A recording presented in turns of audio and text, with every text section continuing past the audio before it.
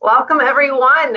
I am back here with a clip from my web audit. If you remember last month, he joined us and it was amazing. So he is back again, and today he is going to be sharing with us his V4 agency sales framework. So this is something that he has put together, and he himself is very qualified to talk about it because he runs his own agency, and this is the process that he has used in his own agency to not just his team, but personally sell millions of dollars of his services through his agency. So this is your opportunity to listen to the process that he is going through. Make sure you are clear on it, because the idea is for you to be able to take the steps that he's giving to you and be able to turn around and implement those. So if you have any questions as we go, make sure to type them in, and that way we can get those questions answered for you. Make sure you are clear to go. But without further ado, Cliff, I will go ahead and let you take it away. Thanks for joining us. Yeah, thanks so much, Christina. It's a pleasure. I'm glad to be back to the community. Again, my name's Cliff. I run an agency here in Phoenix, Arizona. I'm also the founder of My Web Audit, an application that helps freelancers and web agencies generate more leads and close more deals. I am going to share my screen. What I'll do is we have a live chat here for any of you who have pertinent questions to the section, and if Christine feels like that's something that I can answer there, I'll pause a couple of times during the different sections. Feel free to ask that, Christine. I like the engagement of interaction. That's why you have the live. Obviously, people who are watching the recording will miss that, but I'll be in the group if people have other questions there. Okay, so I am going to share my screen, and just let me know. Okay. Let's see. Please confirm if you can see my slide. If I can just get a nod, I'm looking over here. Are we good? Yep, looks good. Okay, awesome. All right, so welcome to the Close More Higher Value Deals workshop. Ultimately, my goal here is to show you my sales framework that you can take and apply as needed into your agency framework to close more deals. I use, in our sales framework, I use audits. Again, I'll be sharing my framework so you don't have to use audits. The whole point is, how do you deliver value to close the sale? So look, I say sales don't happen, right? They don't just happen. You have to create them. It doesn't matter whether you have dozens of leads coming into your agency pipeline every month, or you just have a couple. At the end of the day, as a successful business owner, you want to be able to close as many of them as you possibly can. And I truly believe in 2021, I believe this, 10 years ago, and I think it's more important now than ever, is that in order for you to be able to close a deal, just because you're standing out in a very competitive field, you need to be able to establish authority. You need to be able to build trust.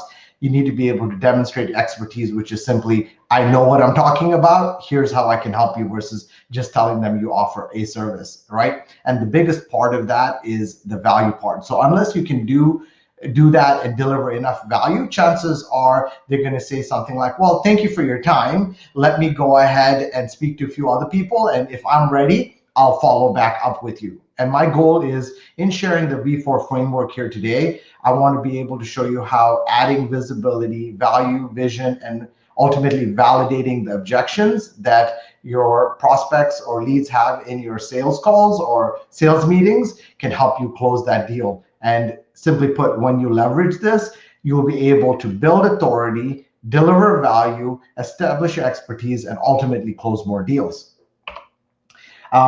For any of you that are on this call that are struggling with this or have struggled with this, I can tell you, I dealt with this. I no longer do. And my hope is that if any of you have limiting beliefs, as I've mentioned before, when I was getting started, I didn't have someone like Christine to be able to come to and consume content and learn about the importance of charging on value, breaking limiting beliefs and mindsets, and how to generate leads. And, we didn't have a lot of the tools we have today.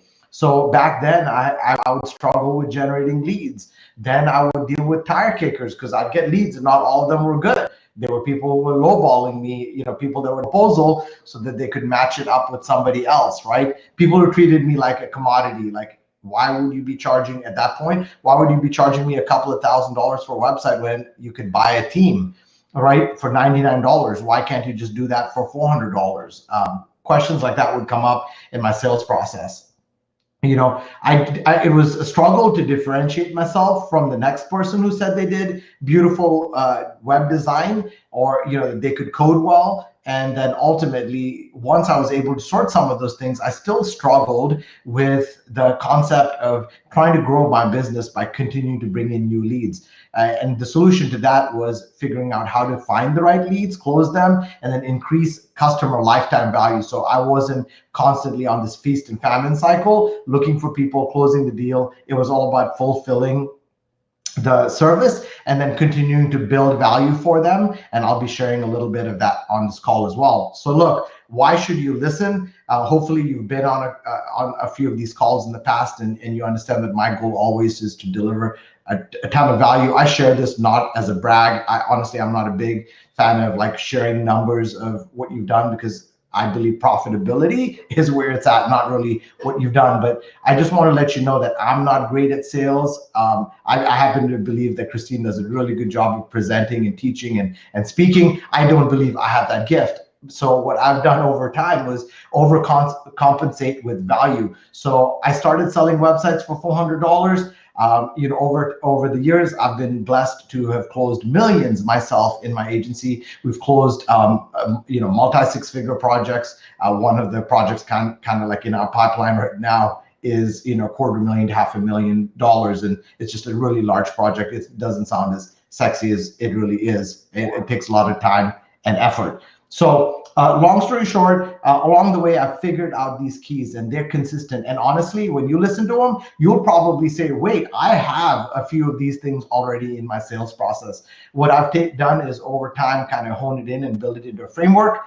That's the framework that I'll be sharing with you here. I call it the V4 agency framework. And in simple terms, it's just an agency sales blueprint that I'm hoping, as I share with you, you're able to take from it and then implement it into your business so you can close more deals, and not just more deals, more higher value deals. So before you can understand what my sales process looks like, it's really important for you to understand in my sales call, and how that works is to understand my sales process, right? So if someone reaches out to me, I'm going to kind of give you the Cliff Notes version of what this looks like. And feel free to ask me questions and I'll answer those questions. But here's the Cliff Notes version. Someone reaches out to us. They may pick up the phone and give us a call, or they may reach out on our website or drop us an email, whatever that looks like. Before I speak to them, my goal is to get some information so I can actually add value. So I'm asking them questions. We usually have an intake form that they fill out, or if they call me, I'll say something like, let me learn a little bit more, but I'm going to send you an email, and I'm actually trying to get some information about their business in order to be able to add value. What I say is, if you go to a car dealership and someone tells you, hey, buy this model car, and you're like, I'm not even looking for that, that's out of my price range, or that's not even the type of car I want, then they're going to lose the sale. It's important for the salesperson to truly understand what type of car you're looking for, why you want to buy that car, what can you really afford, and then why they can, in essence, offer you the car that they think you would purchase. And nothing is different in the agency world, but most of us try to get on a call and say like, hey, I build websites, or I offer SEO, and here's why you should pick me. But truly, for you to add value and to close the sale, it's really important for you to understand the why, the true why, and we'll kind of cover that. So my intake form, ask them some of those questions. So once I get the intake form, I schedule a call.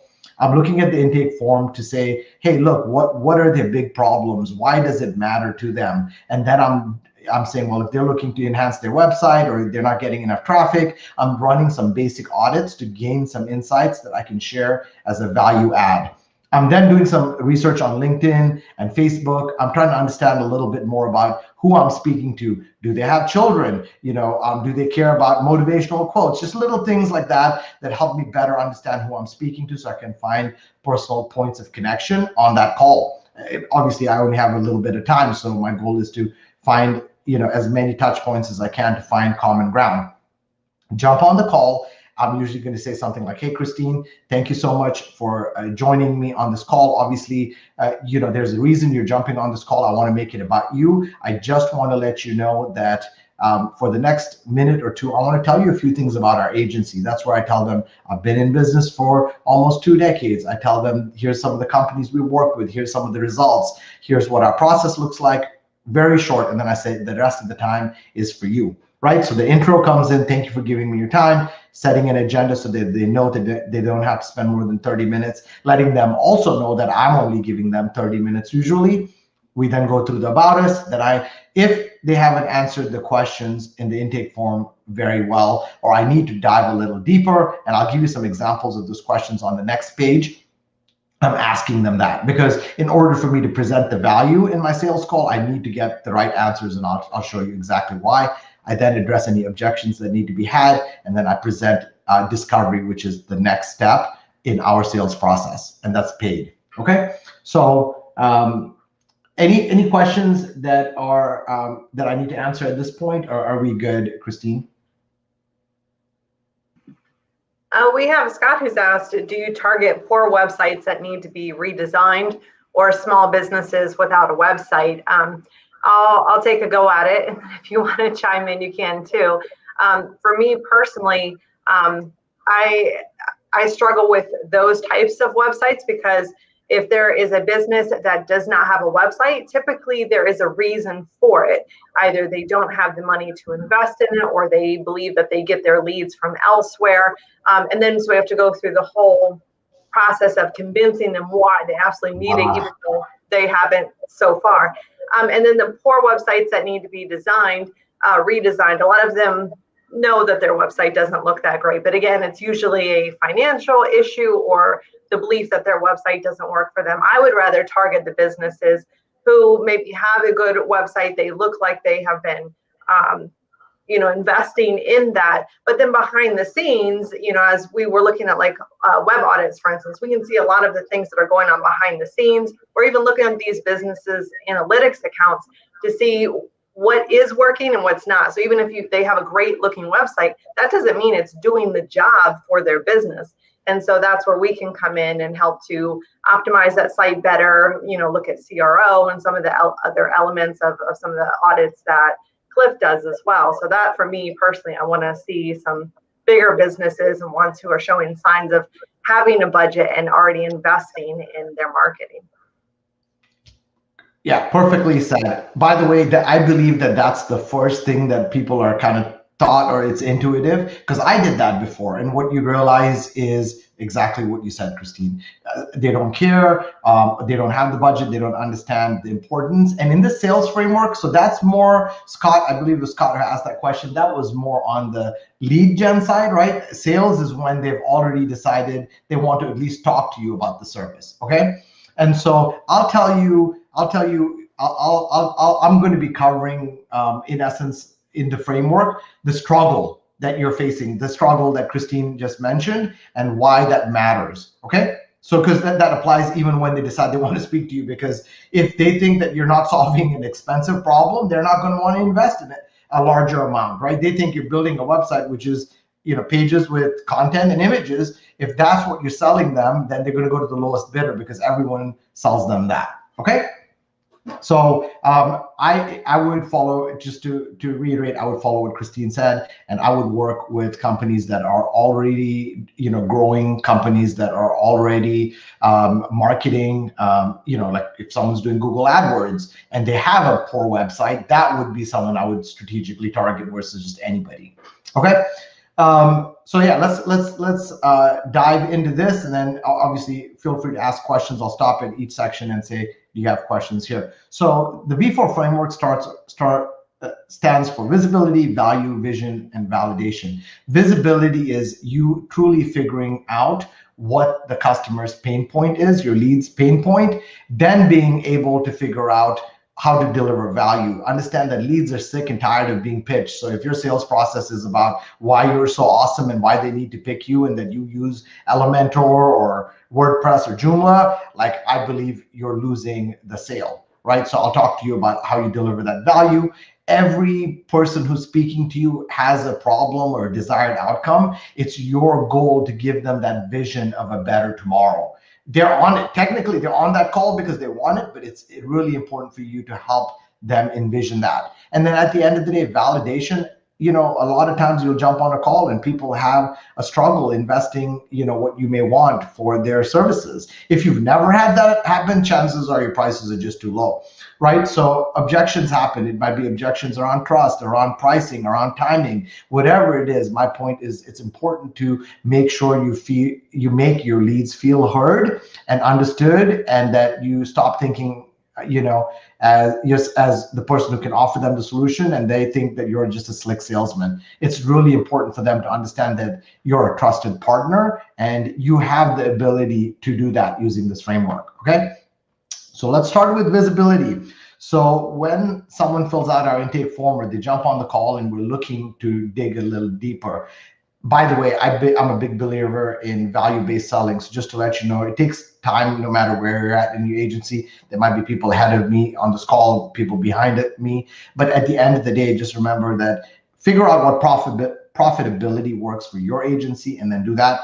But my point to you is that if you can solve expensive problems and desired outcomes and help companies get results that they can quantify, you can easily grow your business and charge on value, which means you might spend 40 hours or 400 hours on a website, but that doesn't mean you time it by $100 or $50, whatever your hourly rate is. Once you can do this sales process well, you'll be able to even figure out the value you're delivering. All right, so let's look at that. I'm speaking to Christine. She jumps on a call. I tell her, hey, look, you said you're looking for a redesign. Like, why is it actually important for you to have a redesign? Like, what has been standing in the way of you achieving it in the past? And they might say, like, we've been burned by other agencies. That I know. Like, okay, trust. Make sure you talk about why people have trusted you in the past. They might say something like, look, we just need a better site. Our website sucks. Like, why do you think it sucks? And then they might say something like, well, we're not getting any leads. And because of COVID, 30% of our walkthrough traffic is stopped. And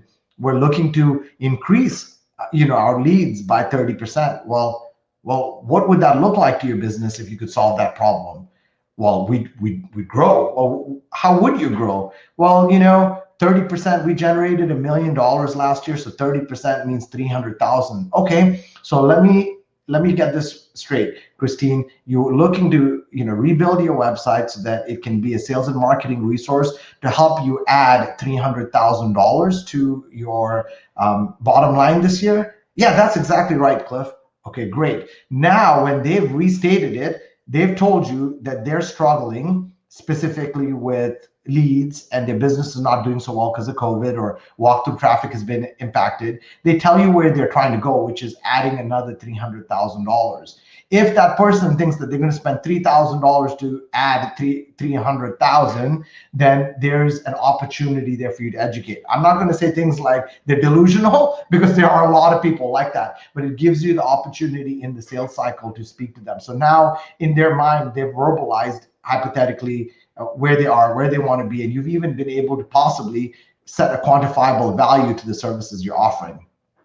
Okay, so, but remember, in my sales process, I've already ran an audit, so I kind of know what are things around their SEO or their web design that I want to specifically speak to them about. So remember, at the end of the day, your business is to solve that gap that's causing that problem. So now when you're actually speaking to them, you want to make sure that the time with them matters. So what you're doing here now is delivering value. So when they say something to you like, hey, look, I have this problem with the website, I need this, and then they go into more traffic, more leads, you're able to, instead of just telling them, oh, look, you should work with me because I build beautiful websites, we can help you generate more leads. What we do is we're looking to say, what are 3 issues that we can focus on to show them that we know what we're talking about, we know what their problems are, and we know how to solve them, right?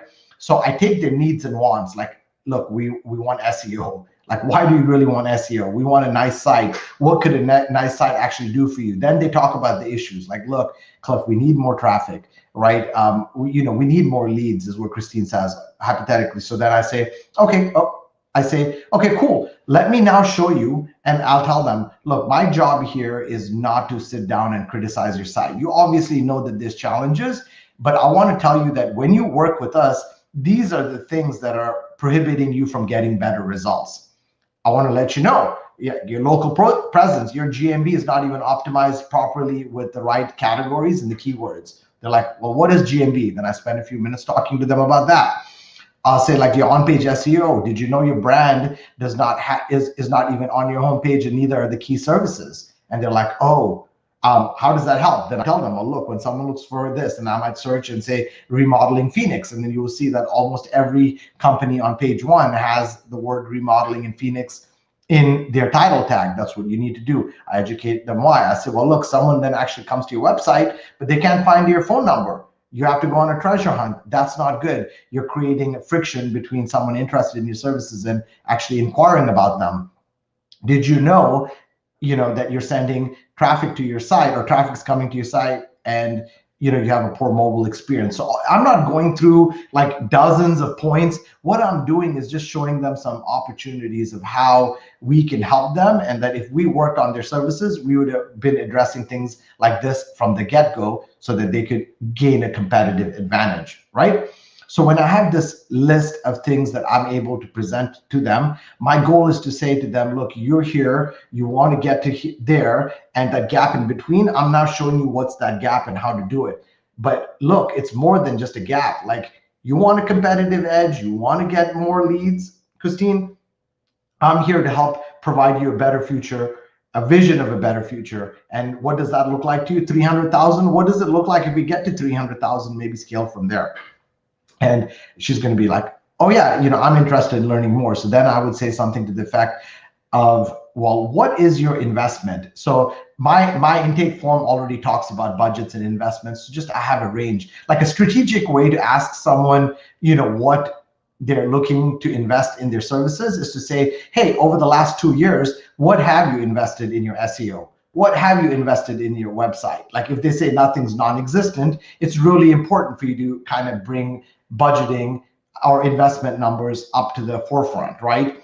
And if not, if they say something like, well, we've spent 10 to 15,000, then I kind of know we're in that range. So by the time I come to this place, I already know the problem I can solve for them. I know who I'm working with, because I work with 7 and 8 figure businesses for the most part. If I happen to speak to someone who has a much smaller business, I'm speaking to them about investments at this point, where I say something to the fact like, hey, Christine, look, I just want to let you know, I've looked at your site. Here are some high effort, high impact things, some low effort, low impact things. I just want to let you know that, at the end of the day, we're a trusted advisor. We're coming here to help get you results. I just want to let you know that from what I've seen, to fix some of the really important things on the site right now, it's probably going to be $5,000 or $6,000. But if you have the investment for a redesign, then you're looking at 10 to 12,000, and that could last you for the next 2 to 3+ years or more. And that's when they might say something to the effect of, well, yeah, we have that amount, or no, we don't. If they say they don't, that's when I tell them, well, look, our goal is to get you results. So how can we get you results? Here's some high impact, high effort items. So I'm going to need 2,000 or 3,000 for that. Here's a couple of high impact, low effort things, and we'll maybe need, a couple of grand for that. So maybe for $3,500, we could come in and do a couple of things, maybe bring you onto a retainer. My point in the sales process here is not to turn away companies that can't invest in our core service. It's to bring them in, get my foot in the door, get some quick wins, right? Because at the end of the day, when I can get this easy wins for them, it ultimately is an easy way for me to figure out like what low effort things can I do? Like maybe putting the brand in, putting the right categories in their GMB, putting some trust factors above the fold. Some of those things could, if they're getting enough traffic, could start making a difference. And maybe after they see those wins, I can then either keep them on a retainer or care plan, however you look at your services, and then I can ascend them into my core service offering, which may be an SEO retainer or complete website redesign. And that conversation usually happens in the objection stage, right? So the fourth V is validation. Once I have visibility to their problem, I now know how to deliver value. Once I know how to deliver value, then I can start giving them that visibility that vision of a better tomorrow. And then ultimately, once I do that, it's time to say like, hey, how do we work together? Is this someone I want to work with? If the answer is yes, then I tell them about next steps. And that's when they can tell me, well, hey, Cliff, look, everything you've said sounds good, but, and maybe it's a price objection. So, hey, Cliff, I can't invest this. So this is where I want to give you a simple framework around dealing with objections. The first one is care. It's really important for you to really clarify what they're saying. Is it really an objection? What type of an objection it is? Acknowledge it. Be like, hey, I understand where you're coming from. Make sure you respond. My favorite response for objections is the feel, felt, found methodology. So it would be something like, hey, Christine, I understand how you feel. Honestly, we've worked with several other clients that have felt the same way. They felt like that was a large investment. They'd seen our results, they'd seen our case studies, but, they felt like, I don't know if I really want to invest all of this. But what they found is in trusting us, whether that was a complete redesign or just, starting out with a couple of $1,000s of work and getting some quick wins, they found that they easily got their return on investment in a matter of months. Right? So that's how you use the feel, felt, found to be able to make sure you can respond in a manner that leads with compassion and understanding. And once you do that, then you want to explore and make sure that that they understand what you've said and that you've now addressed the objections. So you could say something like, does what I just shared address the concern that you have? And if they say yes, great, you move on to the next thing. And if not, then you just keep working through that. So they make sure that they're working with somebody that they feel is not just trying to close the sale. And that's really important. You should be, I know this is kind of maybe weird advice, but you should be okay walking away if you know that you can't solve a problem for them versus just trying to close that deal. Now, it just depends. Like if all you do is websites and it's just building websites, you're not looking to help that company grow, then maybe, yeah, you're fine. Like, okay, I'll take $1,000 or $2,000 and it doesn't really matter. But for me, I'm always coming from a perspective of, I have only so many hours in a day and so many projects I can work with. We have a lot of people coming into our pipeline, the ones that I work with. I want to make sure I can deliver value, and I'm going to be working with them for 3 to 5 or 10 years. My oldest client is 19 years right now, this year. So just letting you know, that's kind of how we process through it. I have a checklist here. This is recorded. So for those of you that kind of want to go more in depth because of the time, I want to be mindful. You guys can kind of come in and look at this, but it just says, here's how you create visibility, some things to ask, ultimately when it comes to the offer, how do you offer value? What are some of the checklists, then to build the vision and then ultimately to deal with the validation. Once I'm done with that, and I kind of know the numbers, I then, in essence, present discovery. I'm sure Christine speaks about that, or she may call it something slightly different. But on our My Web Audit blog, I've documented my entire discovery process. You can kind of check that out. But simply put, we do not go into free consultation and ongoing planning. I give them so much value on this call that the next step is to say, well, I want to learn more about your business and create a custom solution that can help drive the results and the vision of a better tomorrow. Discovery is the next step. If all they're looking for is a brochure site and they're a smaller business, then I might say like, that's $500. Otherwise, our discovery usually is around that $1,500 to $2,000 range for our, $15,000 to $20,000 websites. Okay, so this is just a quick thing that I wanted to show you. This is how I now present discovery. The idea I tell them is, if we don't understand your business and we don't understand the requirements, then you end up having things like scope creep, budget creep, expectation gaps, and by the way, if you really think that, I'd say, Christine, if you really think that I can add $300,000 to your business in a 30-minute call, then chances are, you're probably, looking for the wrong type of person to work with. I really need to understand your customer persona, your sales cycle, your products, your services, and figure out how best to present it. And in order to give you a quote on the proper investment so that, we don't have issues like expectation gaps and scope creep, we need to move through discovery. So I'm going to pause there for a second. I'm just going to walk through some examples of how this has worked for us through COVID. Like, I'm a big practitioner of anything that I say, and I don't say anything or teach anything that I don't actually apply. So I'm actually going to show you guys, a couple of examples of how I leverage this in circumstances that most people would have thought it wouldn't have worked. So if anyone has any specific questions, I'd be about what I've covered so far, I'm happy to answer them now. If not, I'll continue. So far, it looks like we have a question, but we'll address it after, so it stays in flow here. Got it. Let's see, we have a new one. This is interesting. I've always thought discovery calls is the starting step before closing sales. So much value in just half an hour. Yep. Thank you. And for us, and discovery becomes that a part. Again, I think I believe it's really hard. And like I said, I'm not great at sales, so maybe a lot of people will say like, yeah, I can get on a 30-minute call and sell a $15,000, $20,000 project. For me, it's about incremental trust along the way. And sometimes I might not want to work with the person. So discovery becomes a great way for them to test. It's that whole concept of, you can't, propose to someone on the first date, or you usually don't. You might scare them away.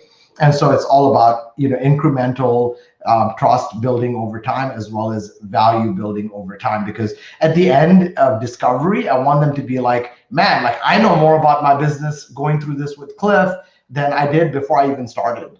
And imagine then them trying to compete, like another agency trying to compete with me by just giving them a proposal. They're going to be like, man, like I have to now spend hours downloading what I shared with Cliff.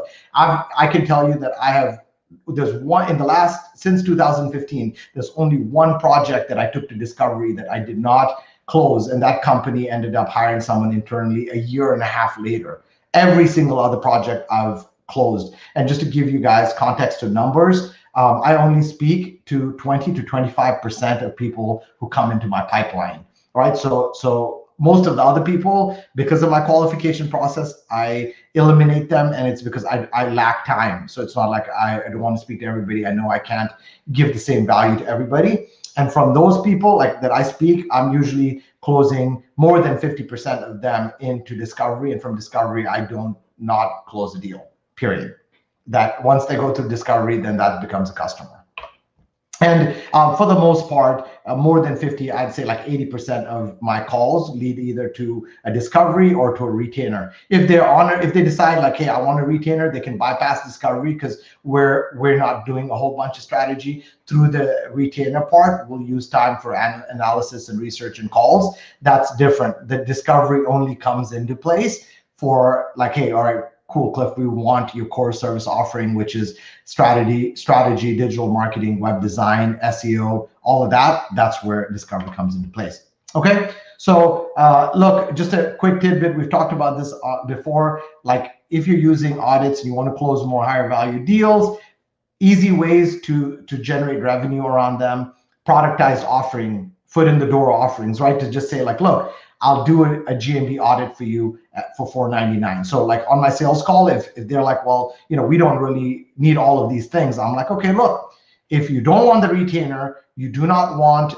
the core service offering or discovery, here's some key problems. Your on-page SEO, we'll do 4 pages at $250 a page minimum, so $1,000 for 4 pages. We'll do your on-page SEO. You want to do your GMB, it's $4.99. We do the audit and we'll do the optimization, and then we'll do the audit again, so you'll see that everything's taken care of, right?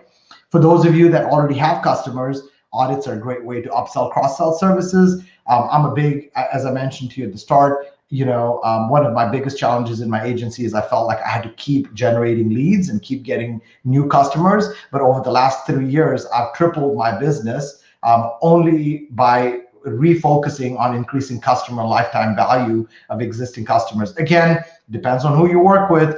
If you're working with smaller companies where they're maybe paying you $2,000 a year, you can't do that. But for us, we're generally looking to add $5,000 of new revenue from existing customers every single year on a minimum. And we have strategies to do that. Quarterly and annual assessments, we're proactive, where we're proactively analyzing areas to gain a competitive advantage and help them grow is one of the easiest ways. And then we use the audits and discovery as well. So here's an example. This is going to be, I'm going to say this is an outlier, but it actually showcases the value of what I'm sharing and amplifies it in a way that I don't think I've ever seen before. So I'm going to share this with you where I think 8 out of 10, at least of you who saw this would be like, I'm not even going to speak to this person. All right. So I'm going to show you how this person ultimately, through COVID, led to a 10K project, a $2,500 retainer, and now is pretty much a $40,000 a year client for us. Okay.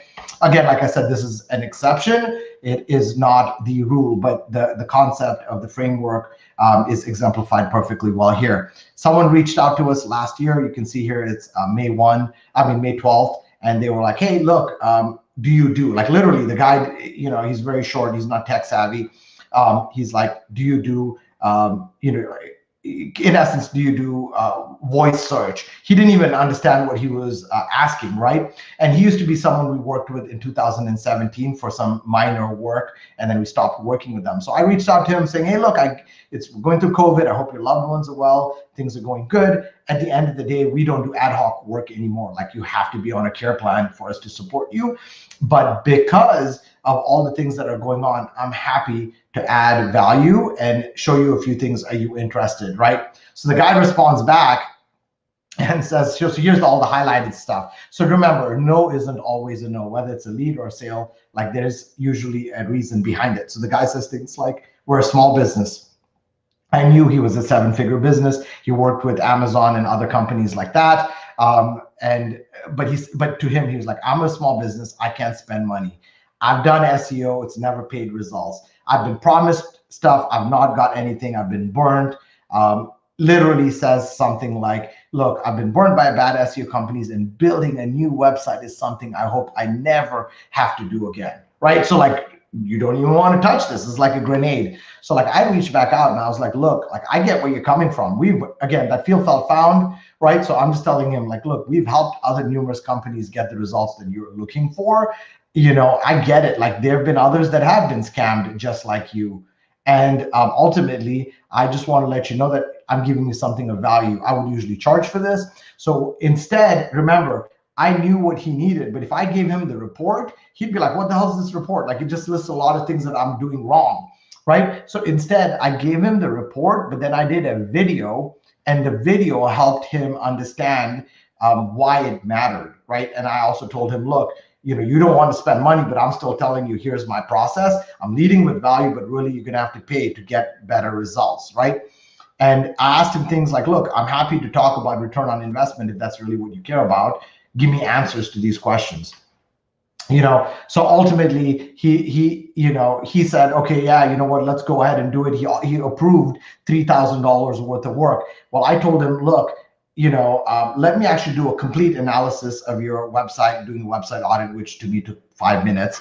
But I ultimately responded back to say like, look, you know, I ended up doing this audit. It was 40 plus pages. Here's a link and here's another video. And in that video, I told him, look, and I'll just say his name's John. I say, hey, John, ultimately, I did an analysis. Like we can spend $3,000 on your website, but truth be told, it's like investing, you know, $3,000 into a 1990 Accord. It may last you for a few more years, but it's not a good investment long term. So what would it look like, you know, for you to really consider a new redesign? Would you be willing to invest $10,000? And then I walked into why the $10,000 would be a good return on investment. He literally responds back saying, hey, look, like I watched this with my partner, you know, can you come be a salesperson? We're ready to move forward, you know, and that's it. So we closed the deal. It was simple as that. Like this deal was closed over Loom videos and a couple of calls. At the end of the day, what my point was is if you are selling something, please make sure you deliver on your promises. Like literally, you can see this was 6/22, you know, when he approved it, and you know, in August he was already raving about the results, right? And then he continued to invest in all of our other services as well, and they're good to go. This is another project through COVID. A guy reached out and said, hey, you know, I want to spend $2,000 on a website. I told him we don't do $2,000 websites. Our minimum brochure starts at $5. He invested in it. And he was like, wow, like, people who are coming to our site now are converting, but I want more people to come. So we talked to him about SEO. Again, I led with value. I told him like, and remember, when you see this type of things, you'll see, well, oh, like on-page SEO, it's connected to my productized service. GMB optimization connected to my product service. Talking to them about review campaigns. All of these are simple splinter services that are productized that help deliver value.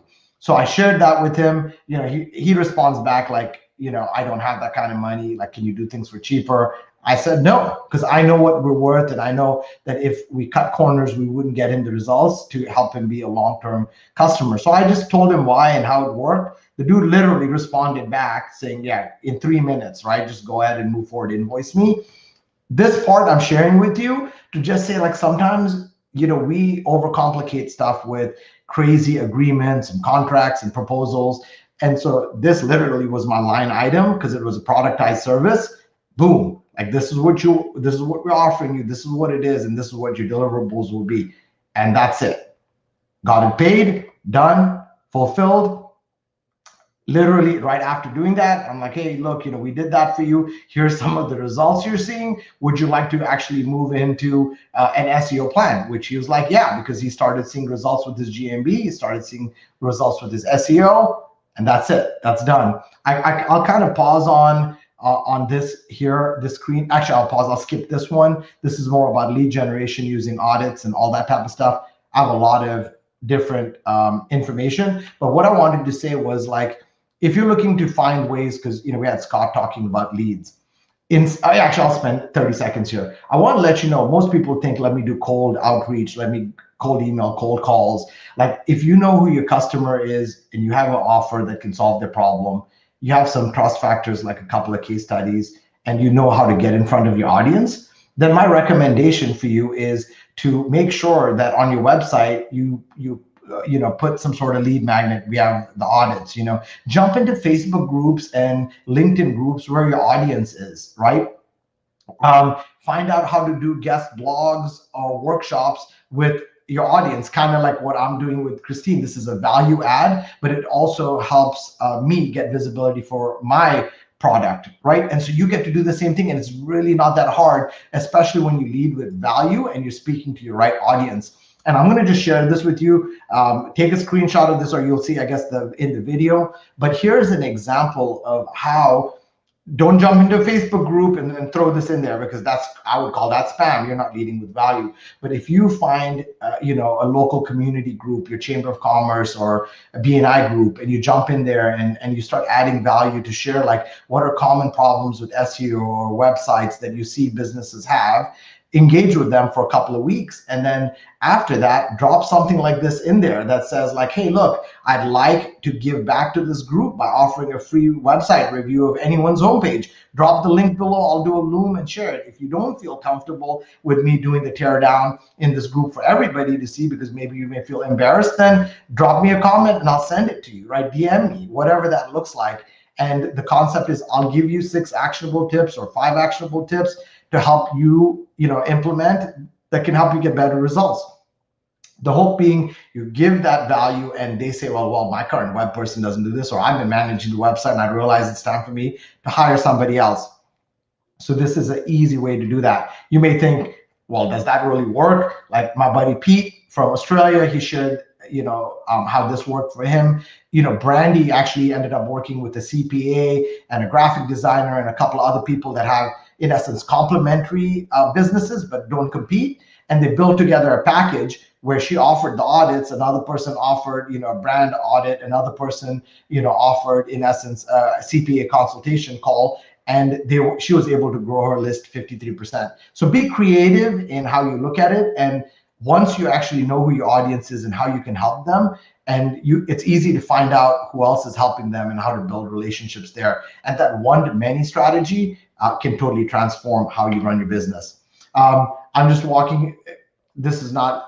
showing you this, that, Johnny Flash used this process. He's now at over 100x. So he's generated $100,000+ using this sales process.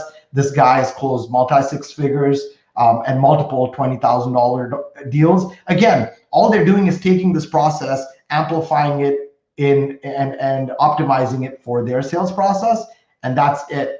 Right? Again, like 2 audits, and I'm not a big believer in like sharing these things and thinking that that's what you're going to get. There's no silver bullets, so that's why you have people like Christine that teach the fundamentals of how to properly run your business. But my point is that this works. Christine's been doing some videos walking through my web audit. I've kind of shared on the sales and the lead gen side how some of that works, and my hope is that what I've shared has helped you expand your knowledge of what you could possibly do in your sales process to optimize it to close more higher value deals.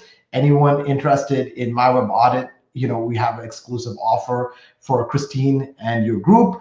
Just go to myweboudit.com/PE and it'll take you to that offer, and you could do a monthly or an annual. The monthly has a special offer, so does the annual. And then I'm in the group, so if you have any questions, you can tag me. I'm now going to just go to the closing part, which is, success means different things to different people. My biggest struggle along the way has been comparison. And comparison, I believe, is the thief of all joy and happiness. I believe each of you have a talent to do great work in the service you do. You don't have to do everything. In fact, I believe, do what you do and do it really well, and hire or, refer out to the other areas, but be known for doing what you do and do it well. And for me, success looks like making impact. It starts with, my personal growth, my family, my church community, and then globally, and making an impact both with our businesses and other agencies. And so for me, I simply say success is doing what you want, with who you want, when you want. And I hope and wish you all the most success. And I'm here to help. I'm in the group. I'm here to now answer any questions. We do have a group if you'd like to join it. We do only focus on web, SEO, and agencies. So if you're just getting started, it's maybe not the best place for you. Or if you have like a graphic design business but not an agency, not the best place for you. But if you do run an agency or you're a freelancer and you actually have a business that operates, feel free to join there. I'm just going to now use the remainder of the time for Q&A. I appreciate each of you that gave me your time to jump on live. Christine, I appreciate it. It's always an honor to come present to your group. And for those of you who are watching the recording, I appreciate your time too. Thank you, Cliff. This was amazing. Hopefully you guys got a lot of value out of this. I feel like a lot of these things are things that I talk about, and having Cliff come in and reinforce this and show how he's using this in his sales process is really helpful. I know there's been a couple questions about just getting leads. And so I hope you took note of Cliff's what he shared about just a general process. Sometimes these seem so simple that we just completely skip over them and we look for something more complex. Like it has to be harder than that. So he was sharing how just figuring out who your target audience is, which if you're not clear, I talked about that pretty recently on the channel. I think that was only a couple weeks ago. Go watch that and work to figure that out. Ask me any questions there. But once you do that, then go out and look for places like he said, Facebook groups. These could be LinkedIn groups. This could be, where these people hang out online, whether these are forums or blogs where you can go guest post. And then naturally people are going to see you there. They're going to see your value. So that when you pitch a offer like that, hey, let me add even more value by giving you this for free. That's what you're going to be able to do. As Cliff was talking, I was thinking that he may not even know this, but on Cliff's homepage, unless you removed it recently on my web audit, there was a member. I know we've had several members of my Next Level program, one of which being Adam, who was actually a testimonial for you because he used your my web audit process and used that to generate leads and swore by it. So that's pretty neat that there's that crossover there too. I see a question coming in about how to actually use my web audit, and I think this actually touches into a couple of different questions that have been asked. Last week, I actually shared a process showing you going in with a business website and how you can actually use my web audit to pull out these points of what needs to be worked on. And what I think is amazing about this is the process, especially if you know what you're doing, super easy. Just go through, check all these boxes, and boom, you have this beautiful report.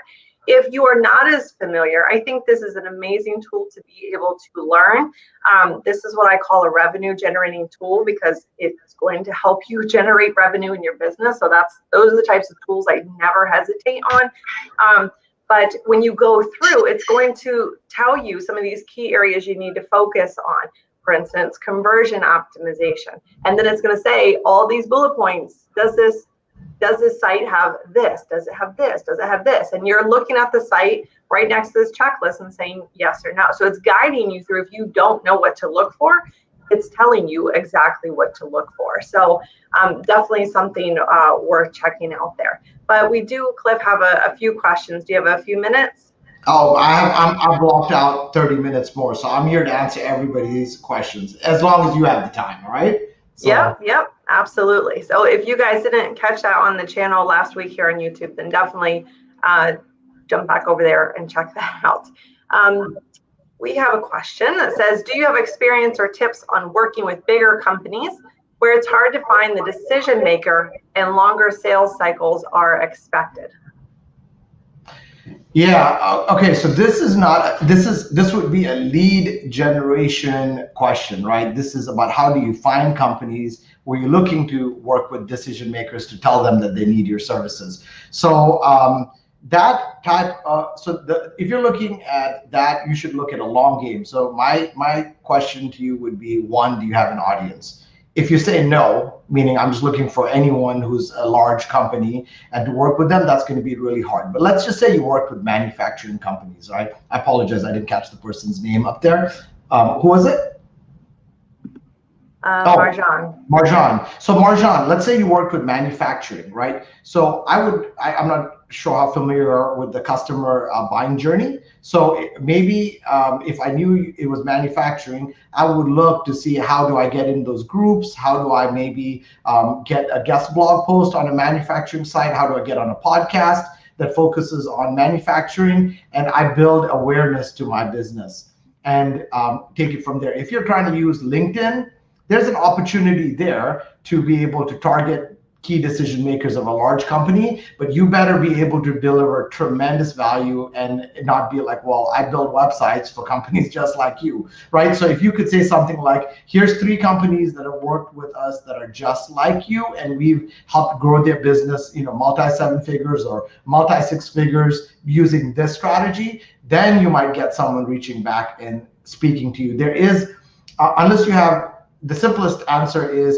focus on building yourself as an authority to that audience. That's not an easy answer, but it's going to work way better than cold email and cold LinkedIn outreach. And if you don't have that audience and you don't solve their problem, then my recommendation is to start finding people like them, getting solutions, and then going that way. And I would tell you, don't look to just work with big companies because they come with their own red tape.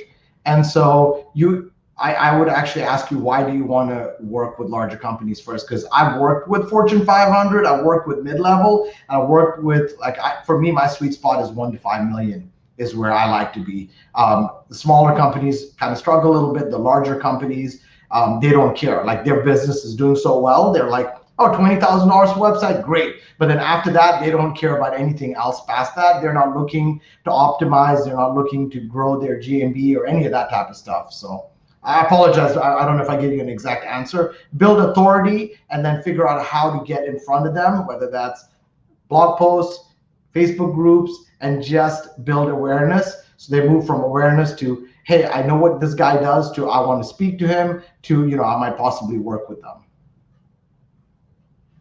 Yep.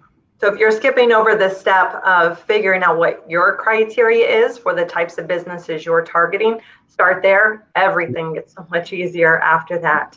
Yep. Anita's asking if she has this right. Do you start with offering small fixes, which you've noticed during the auditing that prospect?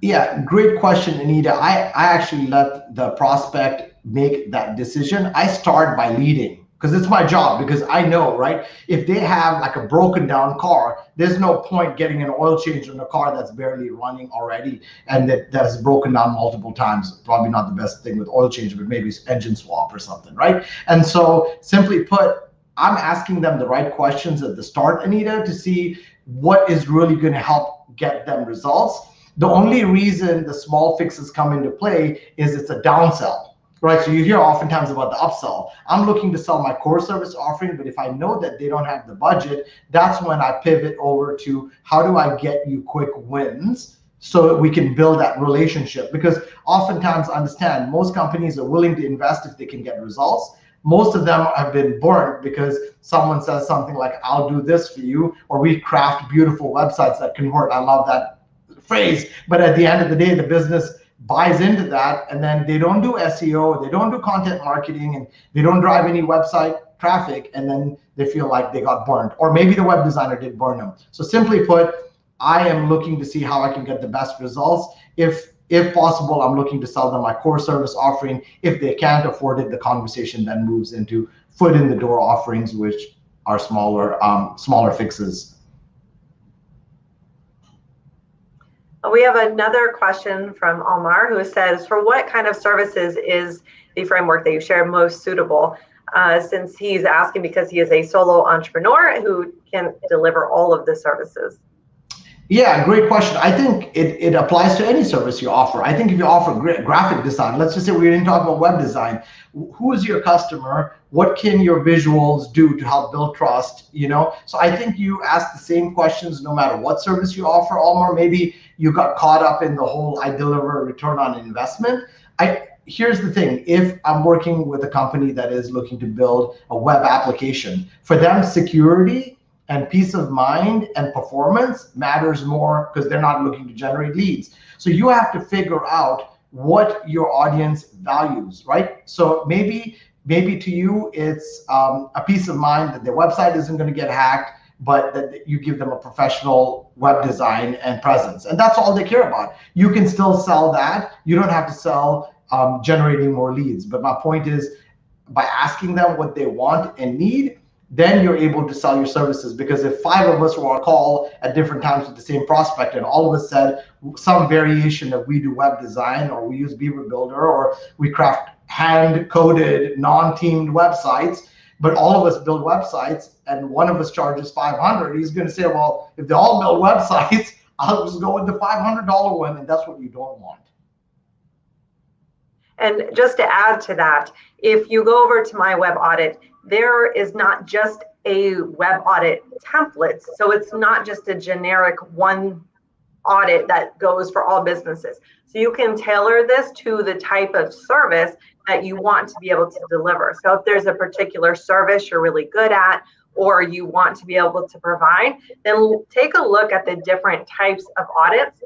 Like I said, you can go in and just pick the one that you want, but don't hesitate to go into the other audits and use it as like a learning tool to see if I were to provide some of these other services, or if I were to start focusing on some of these areas, what are some of the key points that I really need, or key elements on a website that I need to pay attention to that are going to make the difference, that are going to help drive more traffic, or they're going to help convert more of that traffic to customers or leads on the website. So that's why I think it's both a really great revenue generating tool, but it can be also a very good learning tool. And then start with where you're at. Don't try to say, okay, I'm new to this, and Cliff is over here targeting these huge $1 million companies. Don't worry about what Cliff's doing because it's irrelevant to you. Start with where you're at now, and then get really good at that. Start pulling in some of that proof, some of the results of what you can do with that core service, and then scale from there. Then add a little more, and you can use some of the other audits to do that. Here's some practical, 60 seconds, practical, actionable advice you do in the next 5 days. Sign up for My Web Audits trial if you haven't. Connect with your customers and offer a GMB audit. Listen, you don't know anything about GMB, read our audit. It literally tells you all the things you need to do to optimize it. Offer that to your existing customers. You don't know on-page SEO? Listen, literally our system says, other than once you know the keyword for the business, our on-page SEO will tell you all the things you need to do. And there's someone in this group, I'm sure, who can help fulfill that for you. That's an easy way, like simple productized offering. If you know anything about paid speed, as as Christine just mentioned, we have a paid speed audit. Like literally, you could reach. That one's a little harder to offer because people are like, why do I care about paid speed? But the GMB and on-page SEO are really simple ones. A CRO audit, which is conversion rate optimization for landing pages. So if you have any customers that drive Google traffic or Facebook traffic to a page, run the landing page audit. Again, stuff that you can do in a couple of hours, generate a couple of $100, and that's easy ways for you to kind of learn and try it out along the way. The cool part about my web audit is we've honestly taken hundreds and hundreds of hours of research and thousands of hours of implementation to build this. So if you are a newer agency or newer freelance business, we have the processes that you would have to go to Conversion Excel and spend thousands of dollars and go through the course to get these lists put in place. So you literally have to follow them towards success. And then just 10 seconds to add to your 60 seconds is don't just provide that service and then go off to the next company. Still go off to the next company, but make sure you go back and look at the results and see, is this helping get more views on GMB? Are they getting more leads from it, more calls? Because then that's how you get the proof. That's how you turn around and say, well, now I did this for this company and here's what they experienced. Let's do this for you. And then it's much more impactful as you move forward. And then as you move forward with the second company, go back and look at their results. Now you have two companies that you can say, here's what we did, and look at this. So it's just one step at a time. It gets you there. Love it. Yep.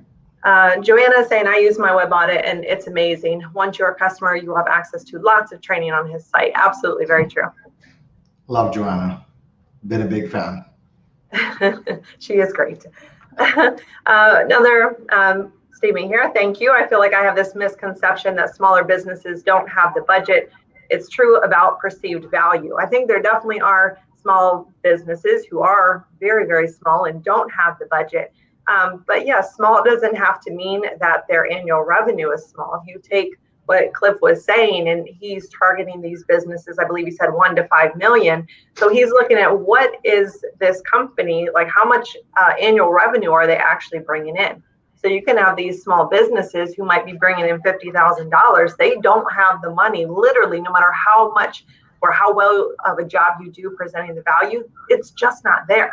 And, if you're targeting a company who has $500,000 in annual revenue, well, then maybe you can start talking to them and so forth. So that's something to consider, definitely. And I'd say, I wish I learned this. It was so simple. I wish someone had told me this earlier. Work with companies with higher transaction values. What do I mean by that? If I can work with a barber and I can work with a home remodeler, the home remodeler on average, let's say he does a kitchen remodel, it's going to be $10,000 easy on the lower end. A barber, you know how many cuts the barber has to get, even if they do $50 cuts to get to $10,000? One customer in the kitchen remodel gets them 10 grand. You'd have to get, God knows, I can't even do the math real quick, but hundreds of them just for that. And so I wish someone had told me earlier, like, work with companies with higher transaction values. If you work if you have the option to work with a roofer or plumber, go with the roofer. If you have the opportunity, to work with, a doctor or a lawyer, even the type of doctors and lawyers and the type of work they do. So just spend some time doing a little bit of that research and then go after that target niche. Love that. Couldn't agree with it more. Absolutely. I think we have covered all the questions. So it looks like we are good. Thank you all so much for spending the time here. I really, really hope this was really, as most of you are staying on, so I believe that this was very helpful for you. And Cliff gave you some things that you can do in the next 5 days, even if you don't have a lot of experience with this. You can turn around and start selling this. So thank you, Cliff, for being so generous with your time and your answers.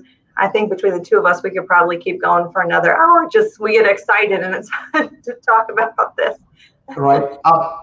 Christine, thank you. There's one thing I wanted to say in regards to audits is please don't overwhelm your prospects. Remember, they don't understand what you do. So even with my web audit, we've tried to make it beautiful. We've tried to make it in simple terms. But if you're using it, realize, like, in order for you to get the sale, you want to let them know you know what you do, which is that expertise part. You want to build that authority, which is showcasing that you've helped other people just like them, and you want to deliver value, which is what the audit does. But don't go into 50 points like, hey guys, here's the 40-page report. here's the value. Like they don't, like if you go to a dealership and they give you 20 pages and say, read what happens, your next question is like, what's dangerous so I can make sure I can pay to solve that problem so my car runs properly. And that's what a business owner is looking for in their business, right? So don't overwhelm them. Christine, I appreciate it, everyone who joined. Thank you. I'm always around. I'm in the group. Feel free to tag me if you have questions. And if there's any other topics I've shared that you want to go deeper, reach out to Christine, and I'll do my best to make sure that I can do that in the coming months. Yep, he is in our web design and SEO agency Facebook group. So if you're there, you can always tag him or just ask any questions, and myself and him as well can help answer any of those questions. For those of you who want to see more what it looks like and how it actually works, do go over to the channel there, and I recorded this with an actual website so you can see the process and what this will actually look like. But definitely get a trial so that you can see the different types of web audits. Not just that generic web audit, there are several services that are covered, and it's a really good learning tool and revenue generating tool, as I've mentioned. So thank you again, Cliff, and we hope to have you back soon. Awesome. Take care, All everyone. right. Take care, everyone.